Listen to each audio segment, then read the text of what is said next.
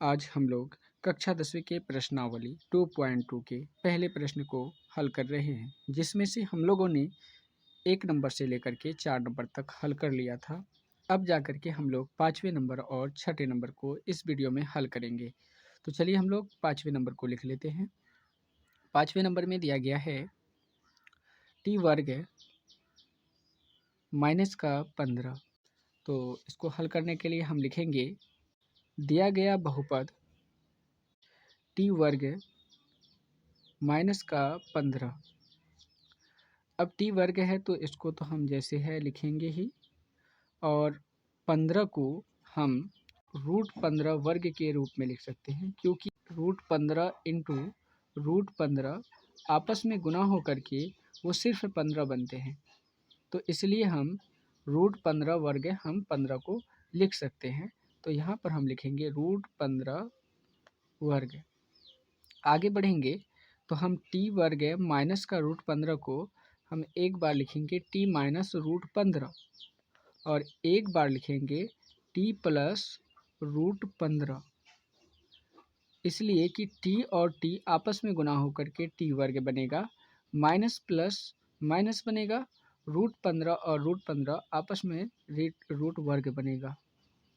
तो यहाँ पर हम लिख सकते हैं टी माइनस √15 बराबर 0 या टी प्लस √15 बराबर 0। तो लिखेंगे टी बराबर प्लस √15 या टी बराबर माइनस का √15। तो लिखेंगे अतः बहुपद के शून्यक √15 और माइनस का √15 है। जैसा कि हमारा शून्यक यहाँ पर शून्य ज्ञात करने के बाद इसके संबंध की सत्यता की जांच भी करने के लिए कहा गया था। तो हम शून्यक की जांच करेंगे तो इस प्रकार से होगा शून्यकों का योगफल माइनस टी का गुणांक बटे टी वर्ग का गुणांक है। तो हमारा शून्यक √15 और माइनस का √15 है, तो हम √15 योगफल मतलब जोड़ और माइनस का √15, तो ये जैसे थे वैसे ही लिखते ही हैं। तो जानते ही हम लोग सिर्फ √15 और माइनस प्लस माइनस √15, तो प्लस के √15 को माइनस के √15 घटा दें तो 0 आ जाएगा, और इस माइनस के चिन्ह को हमने इधर ले आया, बटे में 1 कुछ नहीं है तो टी का गुणांक 0 है और टी वर्ग का गुणांक 1 है। इसी तरह शून्यकों का योगफल किया तो अचर पद बटे टी वर्ग का गुणांक ऐसा लिखना होता है। उसके बाद √15 हमारे शून्यक है, गुणनफल कह रहा है इसीलिए, और माइनस के √15 दूसरे शून्यक हैं, तो दोनों को आपस में गुना किए तो माइनस के 15 हो गए। तो बटे में हम कुछ नहीं है तो 1 लगा सकते हैं, तो माइनस का 15 बटे 1 हमारा अचर पद बटे टी वर्ग का गुणांक हो गया। अब हम लोग 6ठे नंबर को हल कर लेते हैं। 6ठे नंबर में 3x वर्ग माइनस x माइनस 4 है, तो हम लोग लिख लेंगे 6 नंबर 3x वर्ग माइनस x माइनस का 4। तो आगे हल करेंगे तो हो जाएगा हल दिया गया बहुपद क्या है हमारे पास 3x वर्ग माइनस का 1x है माइनस का 4। आगे लिखेंगे तो हम यहाँ पर शून्य ज्ञात करने के लिए सिंपल सा है, शुरू वाले अंक को लास्ट वाले अंक से गुना करते हैं।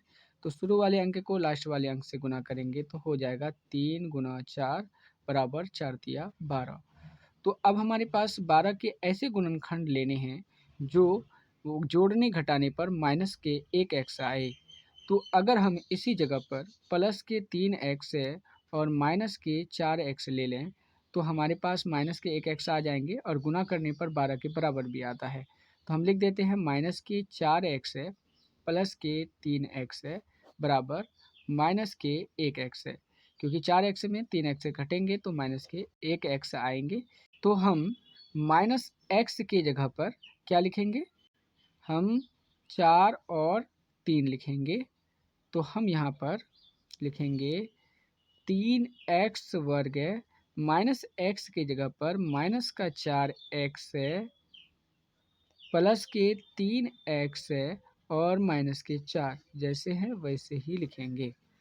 आगे बढ़ेंगे, हमें आगे कॉमन लेना होता है। तो कॉमन लेने के लिए पहले हमें देखना है कि 3x² और माइनस का 4x² है, तो कौन सी ऐसी संख्या लें कि जो उनका गुणनखंड आ जाए। अगर हम कॉमन में 3 ले लेते हैं तो 3 तो 4 से डिवाइड लगेगा नहीं, तो इन्हें हमें कॉमन लेने में दिक्कत होगी। तो हम यहाँ पर कॉमन x अगर मान लेते हैं, एक x है, तो हमारे पास क्या बच जाएगा, यहाँ पर 3x है, 3x है, क्योंकि इनके साथ में 2x है तो एक x बाहर आ गया। अब यहाँ पर क्या है, माइनस, तो हम यहाँ पर माइनस को लिख लेते हैं। अब जाकर के यहाँ पर एक x बाहर आ गया, तो हमारे पास कितना बचा, सिर्फ माइनस का 4, तो हम लिखेंगे माइनस के 4। अब प्लस है तो प्लस लिखेंगे, यहाँ पर एक दे सकते हैं कॉमन में, इसलिए कि 3x माइनस के 4 के बराबर ये हैं, क्योंकि जितने ब्रैकेट के अंदर हमारे पास आ चुके हैं उतने ही यहाँ पर भी ब्रैकेट के अंदर आनी चाहिए। जब तक हम एक से इनका गुणनखंड नहीं करेंगे तब तक वो उनके बराबर नहीं होगा। तो इनके बराबर क्या है, 3x माइनस का 4, तो हम लिखेंगे 3x माइनस का 4। अब इन दोनों को एक जगह पे लिखते हैं, तो इन दोनों को एक जगह पर लिख लेते हैं। उसके बाद x + 1 को हम एक जगह पर लिखेंगे। आगे बढ़ेंगे तो हम देख सकते हैं 3x माइनस के 4 बराबर 0 या x + 1 बराबर 0। अब लिखेंगे 3x बराबर प्लस के 4 या x बराबर माइनस के 1। आगे बढ़ेंगे तो लिखेंगे x बराबर 4। जो गुणा वाली संख्या है वो भाग में चले जाएंगे, तो हम 4/3 लिखेंगे। तो हमारे एक शून्यक 4/3 और दूसरे शून्यक माइनस के 1 आए हैं, तो हम यहाँ पर लिखेंगे अतः बहुपद के शून्यक 4/3 और माइनस के 1 हैं। अब जाकर के हम लोग शून्य की जांच कर लेंगे। तो शून्य की जांच हम लोग इस तरह से करेंगे, जांच शून्यकों का योगफल माइनस x का गुणांक बटे x वर्ग का गुणांक है। तो हमारा शून्यक 4/3 था, योगफल कहा है तो जोड़ है, और माइनस के 1 हमारे दूसरे शून्यक हैं। इनको आपस में हम माइनस प्लस किए तो वो माइनस आया, इनको हम आपस में गुना किए तो माइनस आया। अब 4/3 और बटे में कुछ नहीं था तो 1 लिख सकते थे। इस प्रकार से हम आगे बढ़ेंगे, तो इस जगह पर एलसीएम की क्रिया होगी, 3 1 का एलसीएम लेंगे तो 3 होगा। अब 3 एकम 3, तो यानी हमारा जो एक बार में डिवाइड लग गया, तो 1 को हम 4 से गुना करेंगे तो 4 एकम 4 होगा। इसी तरह से माइनस यहाँ पर दिए गए हैं तो हम माइनस लिखेंगे।